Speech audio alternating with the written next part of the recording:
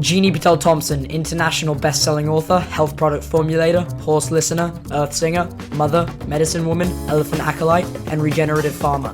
This is the JINI Podcast. Right, so this is this concept of us being at maximum co-creative capacity when our feminine and masculine are balanced and working together as an integrated whole. We're not focusing on one or the other, but we're doing both simultaneously, and we're moving forward and either is an integrated whole or flipping back and forth from one to the other, depending on what's needed, depending on what's appropriate. So watch this space, you guys, because the next few months are going to be pretty darn exciting. So I wanted to record this podcast as a video for you guys so you can have the visuals of what I'm talking about.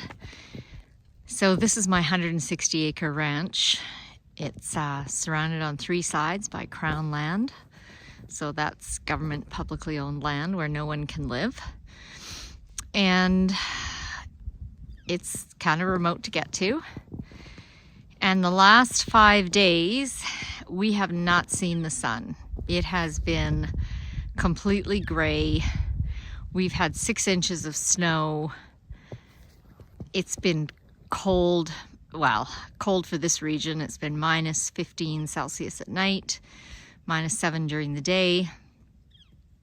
And I was starting to feel really trapped and really wrong.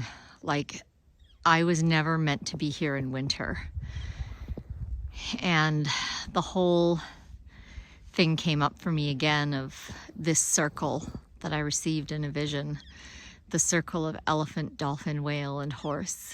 And so this is the horse property, but I can't stop here.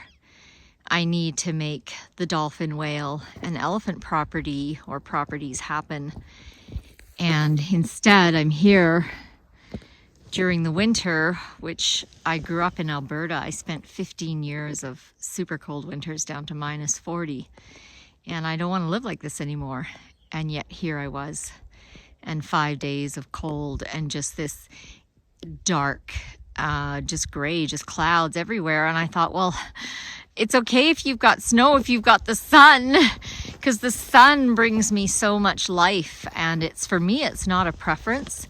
It's actually a physiological health requirement. I don't know if that's because I was born in Africa and lived there the first 5 years of my life, or because it's just how my energetic body works. I'm very much fire. It just is what it is, right? And we can fight it, and we can wish it were different, and we could wish we could be like other people, but at the end of the day, we are who we are, and we need to work with that person, not trying to always be disapproving of ourselves and pressuring ourselves to be someone else. So I had become very disheartened, and I could feel that it was getting difficult to get out of bed, and I could feel my health starting to nosedive. And I thought, I gotta figure something out. I gotta figure something out to increase my prana. And I thought, oh, what about online yoga? Or maybe I should be driving into town, which takes quite a while with snow like this. And I didn't even have a snowplow because my guy's truck is in the shop. So I have been driving in and out of here, but it takes quite a while because you gotta go real slow. And so all these thoughts are going through my head. Meanwhile, I'm feeling that struggle of when you're pushing a boulder backwards up a hill. And then the final straw for me, the last 2 or 3 days, I haven't even been able to sleep more than between 4 and 5 hours, waking up. And that always is a sign to me that my soul is active. And things are going on, and I have to listen, and I have to listen deeply. And then the other sign that happened was I got a day of diarrhea, which made no physical sense. It had no relation to anything I'd eaten. I even took a double dose of bifidobacteria, had no effect, which has never happened before. And I was dialoguing with my body in the bathroom, and I said, like, do we have to use gut signaling? Like, can we pick something else? And my body said to me, sure, what else would you like? We're using your gut because whatever we do to your gut, you can heal in 24 hours. But if you want to start on another system or place of the body, sure, what would you like? And I was like, good point. Okay, we'll just stick with the gut. So it was like I had my, final sign that, hey, this is super serious. You must lean in. You must discern what your soul is saying to you. Remember, the body is the densest part of the soul. The body is one with the subconscious. So whatever we're feeling in our body, whatever's happening physically, in terms of symptoms or discomfort in the body, there's always a sign, there's always a message, it's always a symbol. In addition to it being a physical reality, no one's debating that. So I went into it and I realized that it was this intense discomfort of me going, I'm not meant to be here. I am not supposed to be here in winters. This is not. But yet there was no one else who'd come. There was no caretaker. There was no, people were saying, well, you can just lock up and leave a camera on the horses. And I was like, I don't feel comfortable doing that. I don't feel comfortable without a backup water source. I just can't see myself doing that. So meanwhile, I had figured out how to hook up a camera from inside the house so it would be protected, that was angled and pointing towards the water hole here where the horses come to drink all the time. So this is an area where we know that they're going to come. Not every day, but certainly once a week they're going to show up here, even not to drink, just to check it out. That's one of their patterns. It's one of their routes or their paths that they follow. So I can put a camera inside the house pointing out here at this water hole, and I will be able to see them and I will be able to do a head count. But I just couldn't figure out anything else, and I was a little angry at the universe saying, well, why didn't you bring me someone? Like, why didn't you bring me someone who could live here while I'm gone, or the caretaker that would work, or, and I went to bed last night and I woke up again after 4 hours sleep, 4.5 hours, and I knew what to do. It had come because of my questing, because of my actively paying attention. I did some journaling. I outlined what I knew, what I didn't know. I outlined what the problems were. So I'm fully in the feminine of listening and intuiting, while I'm in the masculine of writing and investigating and questioning and thinking and researching. And woke up and boom, I had the solution. And I realized that I already knew the person who could be my caretaker, which you can't explain this stuff. It's like, why wouldn't I have thought of that before? You just can't explain this stuff. It's like, when the time is right, the time is right. And I think it happened because if I'd received that information any earlier, I wouldn't have acted on it. I had to have 5 days of darkness and diarrhea and lack of sleep for me to finally go, okay, what? I'll do it. And that's when I realized not only did I have the caretaker, I had a backup and someone who has 35 years experience with horses. And I've got to know her very well, and we're very much on the same page regarding veterinary care. So I realized, wow, I actually have what I need. And I just need to I've already done most of the stuff that has to happen for winterizing this place and having the backup water for the horses. And there's like, literally, I could leave in 2 days if I wanted to.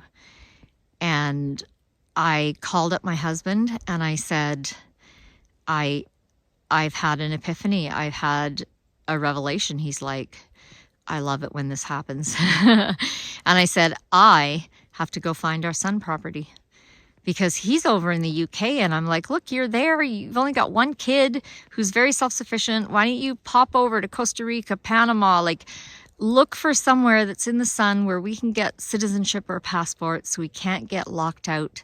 You know, we've already seen that the world is going to do that these last 2 years.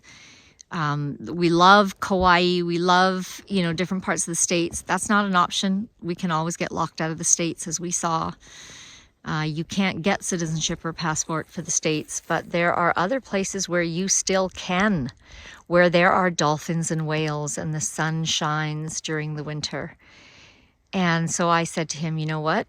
Because I'm booked to meet him and my youngest son there mid-December in Mexico. And I said, I'm not coming back. I'm going to fly from Mexico to Costa Rica and follow my guidance to look around the region and see where is the dolphin whale property.